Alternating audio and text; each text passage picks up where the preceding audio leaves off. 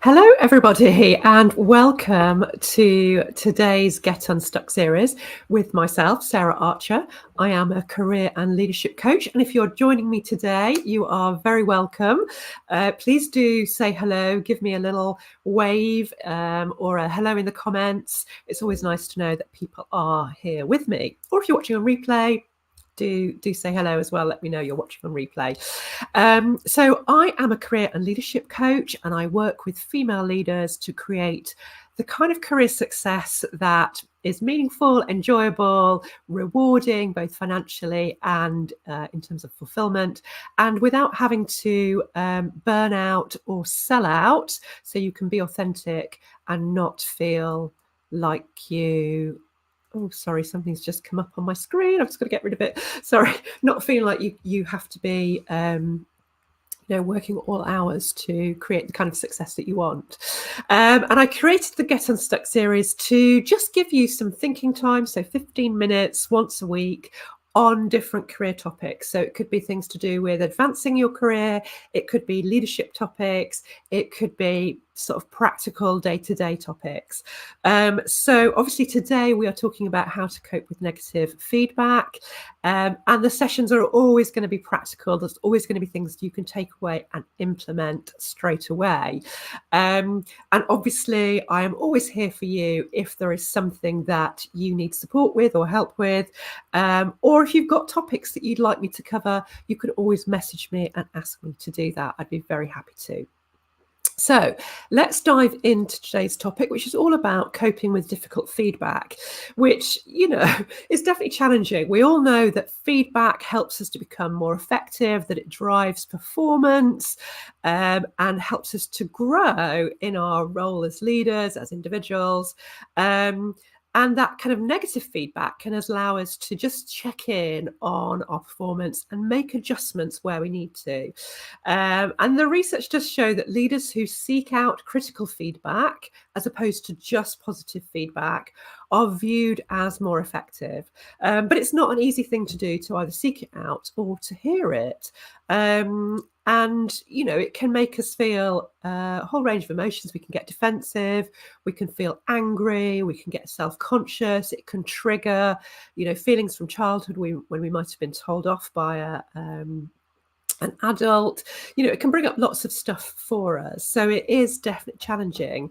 And you can't always take feedback at face value. So we can view it as a gift, that it's, going to be helpful to us in some way.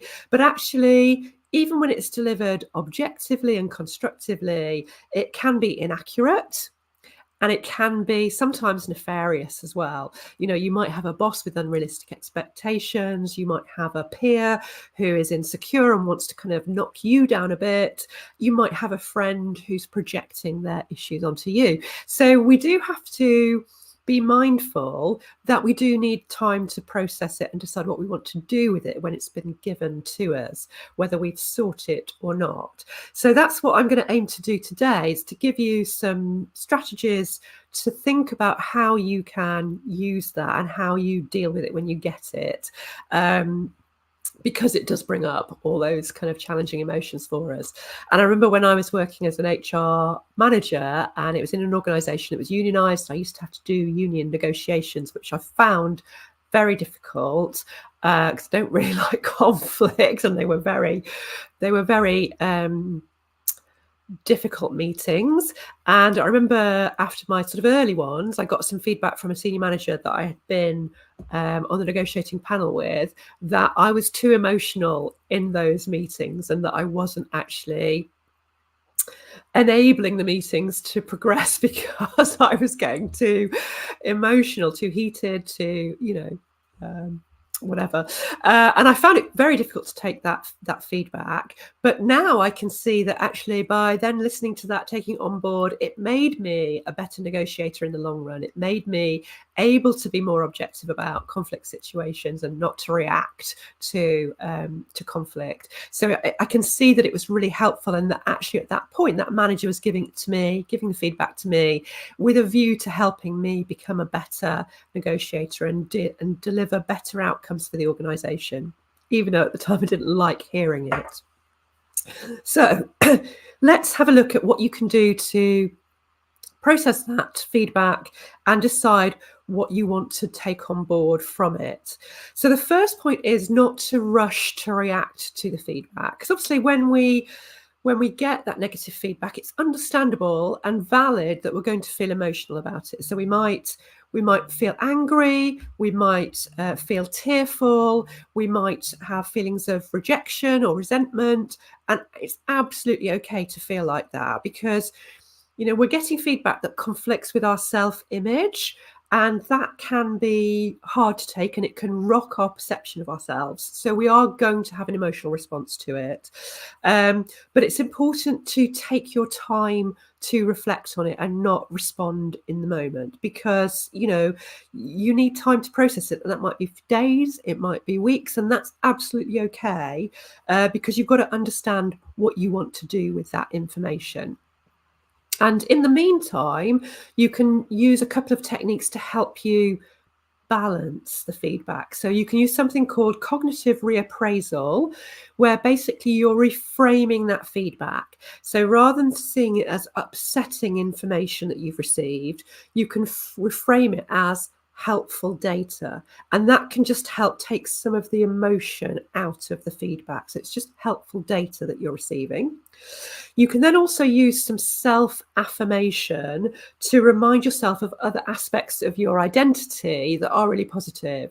So, for example, if you've had some feedback that you're perceived as being quite controlling, maybe kind of micromanaging or abrasive in meetings, then just reminding yourself about some other aspect of your identity that you feel is really positive. So even something simple like I'm a very supportive and kind friend can just help you get some perspective about what's going on, so it doesn't feel like it's feedback is dominating how you see yourself.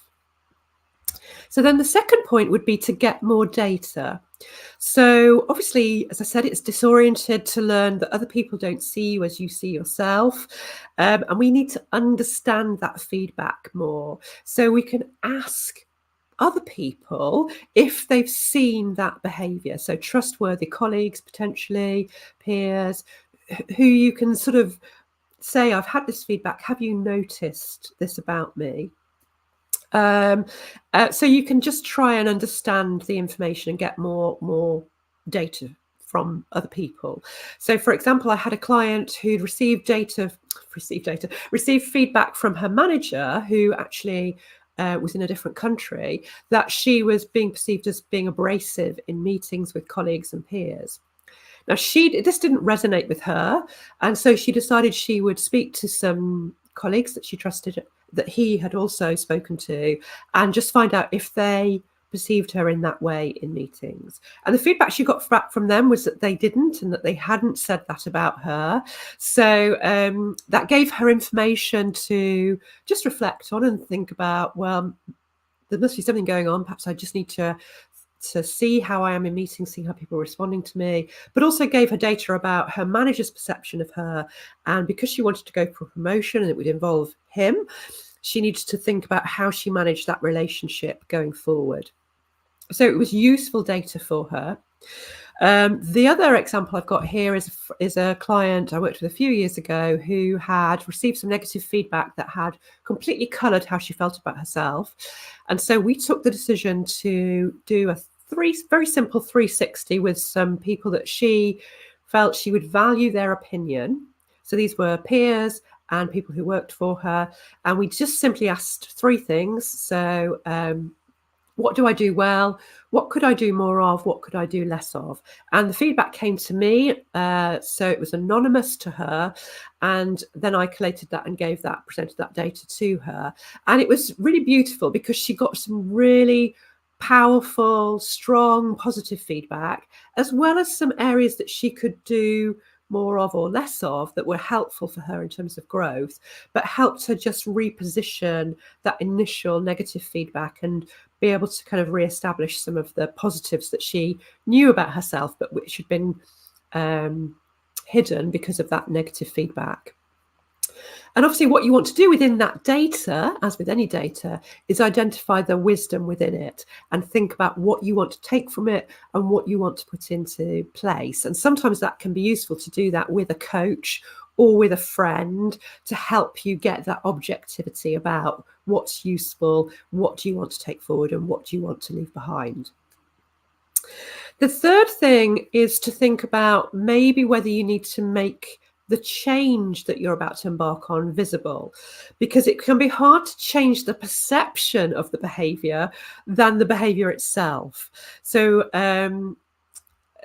sometimes it can be symbolic about the change, particularly in a leadership role, where you actually want people to know that you have taken on board the feedback and that you are changing the behavior, because it can be quite disheartening if you have changed the behavior but no one's noticed, because their perception is that still the same. So I had a client who had feedback from her team that she didn't listen to them on certain aspects and take action on things that were really important to them, but she perceived as being less of a priority. And so she really listened to that. She really took it on board, and she wanted to do something to let them know that she had really taken it on board.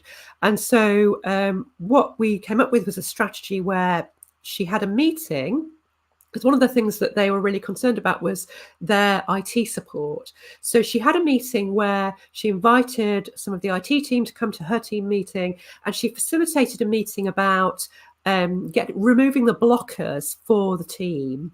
And so it was a real clear signal to her team that she was listening and that she was taking action. She could have just gone direct to the IT team and said, this is what we need to happen, bum, bum, bum.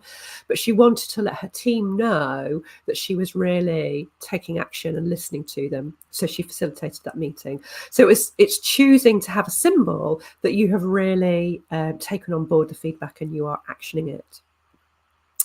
The next point would be not to isolate yourself. So when you've had negative feedback, it can be tempting to either avoid the people who've given you the feedback or kind of indulge in that I'm a bit of a victim of some corporate conspiracy that's going on.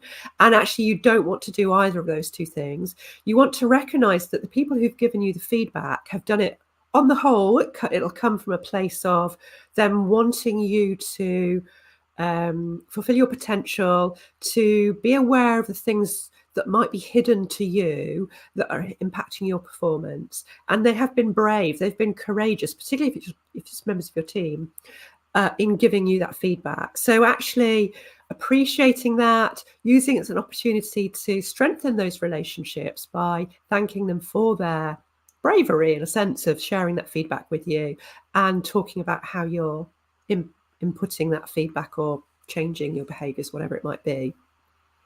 So don't isolate yourself. And then the next one would be about recognizing change isn't the only option.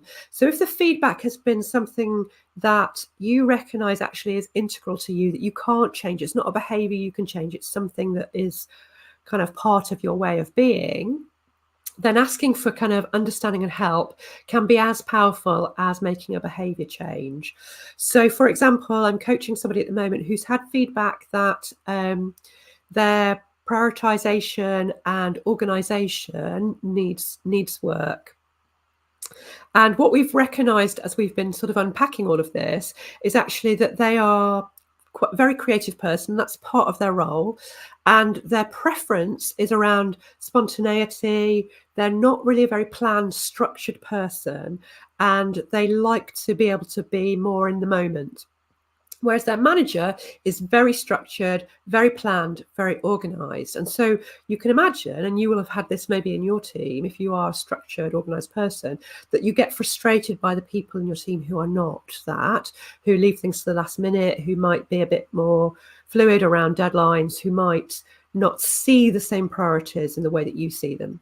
So what we're working on with my client is looking at putting some planning in place, because they need to learn how to do some planning that will help and enhance their performance, but also having a dialogue with their manager around the fact that they're always going to be more spontaneous and creative, and that actually is a strength.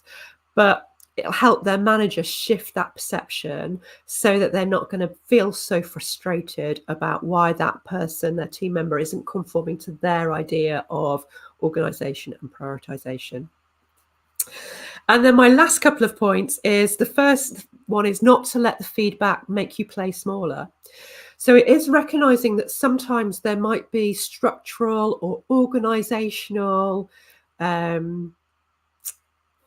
things that are impacting your ability to be at your best, and that might be impacting your performance. So it's recognising, are there actually things that are stopping me performing well? And that's why I'm getting this feedback. And therefore, how could I change those? Or do I need to think about a change of organisation potentially? So not letting it, make you play small. And the second, or the last point really, is for you as a leader to think about creating a feedback culture. So, role modeling, constructive feedback, both giving that and receiving it, encouraging a feedback culture where your team really is focused on growth and is really open to feedback, but obviously managing that in a way that is constructive and has parameters and support in place for that. So let me just recap my points, because I know there's a lot in there. So we've got, the first one is obviously don't rush to react. Give yourself some space to really think about it. Get more information, get more data. Make the change visible if necessary. Have a symbol that signifies that change has happened. Don't isolate yourself. Reset those relationships. Recognizing that sometimes change isn't the only option, that asking for help and understanding can be as powerful. Not letting the feedback make you play smaller, and creating a feedback culture. So I'd love to know your thoughts around feedback, if there's anything else you've found that's helpful in terms of managing your feedback, if you've had negative feedback. And obviously, if you've got any feedback, things I could do better, more of or less of through the lives, then please, I'd be really open to that. Or again, if you've got ideas that you'd like me to cover, please do let me know. And if this is a topic that you're struggling with, then please do get in touch, and we can have a chat about how coaching can help you in your leadership role if you're feeling that you need to take some action on some feedback that you have received. Next week's session, I'll be back next Wednesday at 12:15, and we'll be talking about productivity and how you can be more productive in your leadership role. So do have a great week. I hope the sun is going to shine and we definitely kind of get more warmth over the next week or so. And I look forward to seeing you next week.